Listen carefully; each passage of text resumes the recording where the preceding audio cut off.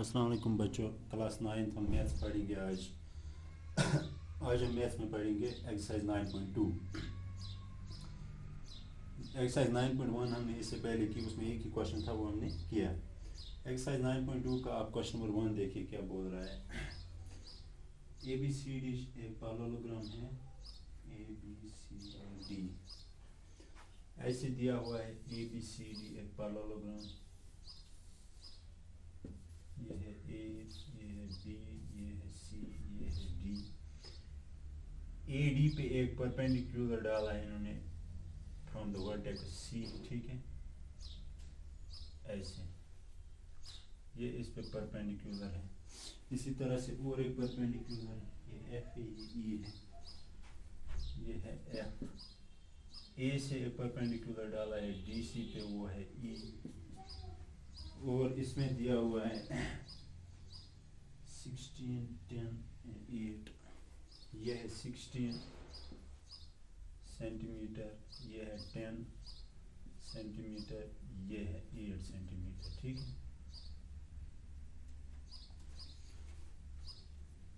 10, 8, हाँ जी।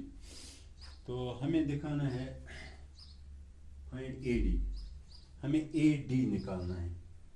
देखिए क्वेश्चन में दिया हुआ है, जो चीज़ें दी हुई हैं, क्या क्या दिया हुआ है। ए बी सी डी एक पैरेललोग्राम है। वर्टेक्स ए से हमने एक परपेंडिकुलर डाला है डी सी पे, ए ई, ठीक है। सी वर्टेक्स से हमने एक परपेंडिकुलर डाला है ए डी पे, वो यहाँ पे एफ पे मीट करता है, ठीक है। फिर ए बी की लेंथ 16 दी हुई है, सी एफ की लेंथ 10 दी हुई है, ए ई की लेंथ 8 दी हुई है। हमें ए डी की लेंथ निकालनी है, ए डी, ठीक है, यानी कि रेक्टेंगल का अदर डायमेंशन, ये पैरेललोग्राम का अदर डायमेंशन हमें निकालना है। लंबा डायमेंशन दिया हुआ है, हमें छोटा सा निकालना है, ठीक है। तो हम क्या करेंगे इसमें, हमें पता है एरिया ऑफ पैरेललोग्राम, ठीक है। अगर आप देखेंगे area of parallelogram, area of parallelogram किसके बराबर होता है, बेस इनटू ऑल्टीट्यूड, ठीक है। आप पहले बेस लीजिए BC, हम कोई सा भी साइड बेस ले सकते हैं, फिर ऑल्टीट्यूड कॉरस्पॉन्डिंग ऑल्टीट्यूड लेना है जो उसी साइड पे पड़ता होगा, ठीक है। तो हम बेस लेंगे DC, ठीक है। तो हम लिखेंगे area of parallelogram ABCD is equal to base यानी कि DC इनटू कॉरस्पॉन्डिंग परपेंडिकुलर, वो है AE, ठीक है। ये हो गया। इससे भी हम निकाल सकते हैं area of parallelogram. Area of parallelogram हम ऐसे भी निकाल सकते हैं, AD लेंगे हम बेस, ठीक है, परपेंडिकुलर लेंगे CF जो इस पे परपेंडिकुलर पड़ता है, ठीक है। दोनों एरियाज इक्वल होंगे क्योंकि दोनों सेम पैरेललोग्राम के एरियाज हैं, ठीक है। तो दोनों में हमने डिफरेंट बेसिस ली हैं, फिर उनकी कॉरस्पॉन्डिंग परपेंडिकुलर्स लिए हुए हैं। तो DC आप देख लीजिए, DC की लेंथ है 16 सेंटीमीटर, क्योंकि पैरेललोग्राम में opposite sides equal and parallel होते हैं। तो जब ये है 16, ये भी है 16, तो हम लिखेंगे 16। AE की लेंथ दी हुई है 8 इज इक्वल टू AD हमें निकालना है, इनटू CF की लेंथ दी हुई है 10, ठीक है। तो हम लिखेंगे AD is equal to 16 into 8, ये डिवाइड बाई 10, ठीक है। 16 इंटू 8 आएगा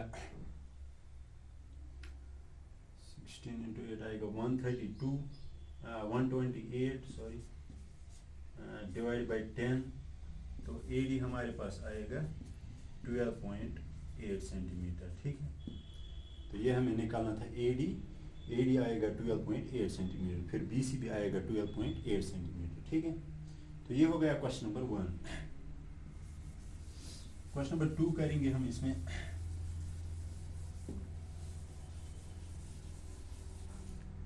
देखिए क्वेश्चन नंबर 2 क्या बोल रहा है।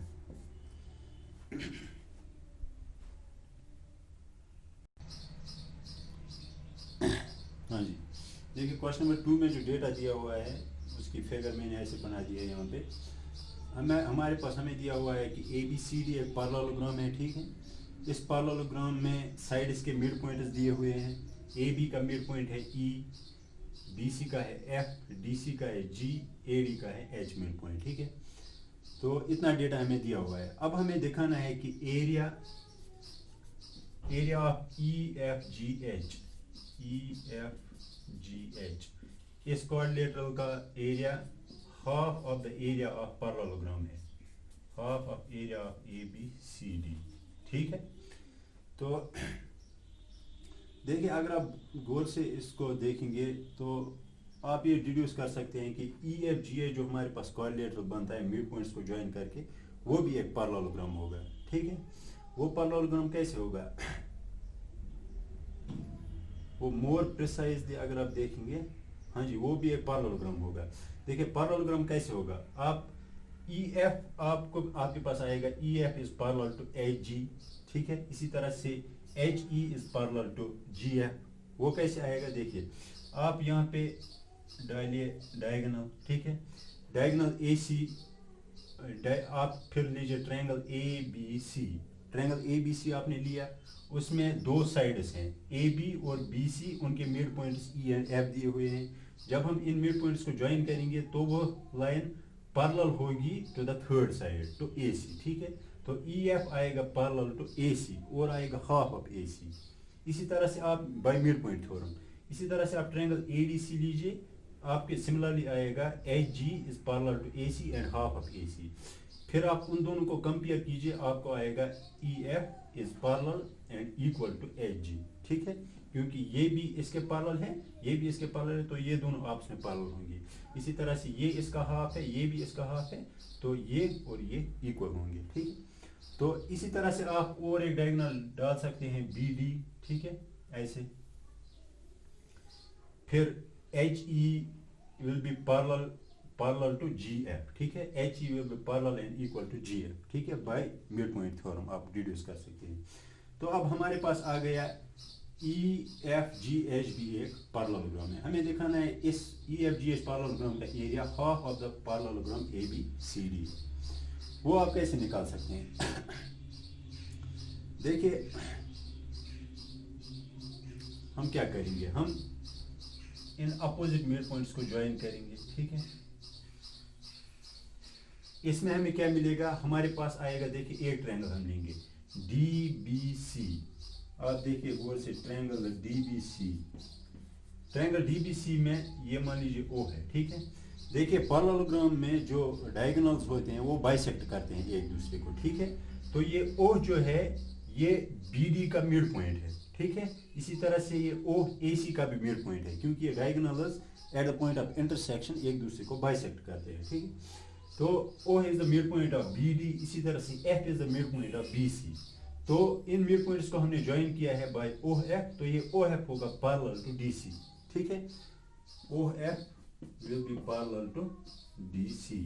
जब ये ओ एफ है पैरेलल टू डी सी, ठीक है, फिर ये ओ एफ होगा पैरेलल टू ए बी के, पैरेलल टू ए बी और पैरेलल टू ई बी, वो भी आप लिख सकते हैं। ठीक है, इसी तरह से आपको आएगा ई ओ, क्या आएगा, E O is parallel to B F.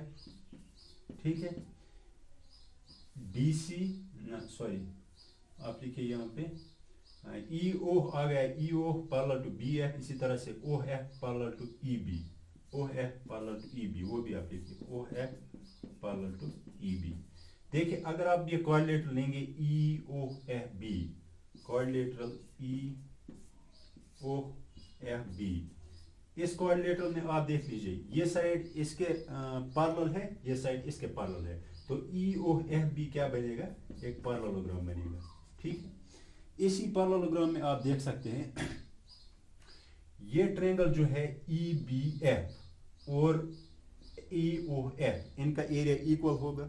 ठीक है, क्यों होगा, क्योंकि ई एफ इस पैरेललोग्राम का डायगोनल बनता है। डायगोनल हमेशा पैरेललोग्राम को दो इक्वल एरियाज में तकसीम करता है, डिवाइड करता है। ठीक है, तो आप लिख सकते हैं area of E O F, आप लिख सकते हैं area of E O F triangle is equal to area of E B F triangle. ठीक है, यहाँ हम लिख सकते हैं is equal to half of the area of the area of parallelogram E O F B, E O F B लिख सकते हैं ना, क्यों, क्योंकि ये ट्रायंगल इस ट्रायंगल के एरिया के बराबर है। ठीक है, तो इस ट्रायंगल का area half of the total area of the parallelogram होगा। ठीक है, इसी तरह से आप निकाल सकते हैं area of E O H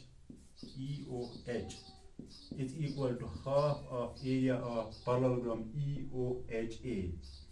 EOHA, ठीक है। इसी तरह से area of HOG, area of HOG is half of area of OGDH. OGDH इसी तरह से area of OFG, area of OFG is half of the area of OFCG, area of OFCG। ये आपके पास 4 इक्वेशंस आएंगी, 1 2 3 एंड 4। इन 4 इक्वेशंस को आप add कीजिए, ठीक है। जब आप ऐड करेंगे तो आपके पास LHS में क्या आएगा? आप LHS में इन ट्रायंगल्स को ऐड कर रहे हैं, this triangle plus this triangle plus this triangle plus this triangle. In 4 triangles को ऐड करके आपके पास कौन सी फिगर आएगी? EFGH। तो आप लिखेंगे area of EFGH is equal to RHS में ऐड करके क्या आएगा? 1/2 आप कॉमन निकालिए, ठीक है। फिर आप EOFB, EOHA, HOGD, FOGC इन 4 पैरेललोग्राम्स को ऐड कीजिए तो पूरा ABCD पैरेललोग्राम बनेगा, ठीक है। तो ये आएगा एरिया ऑफ ABCD ऐड करके। तो यही आपको प्रूव करना था, area of EFGH is half of the area of ABCD। तो आप पॉज करके यहाँ रिवाइंड करके इसको फिर से देख लीजिएगा, अगर कहीं कंफ्यूजन होगा। तो ये हो गया क्वेश्चन नंबर 2।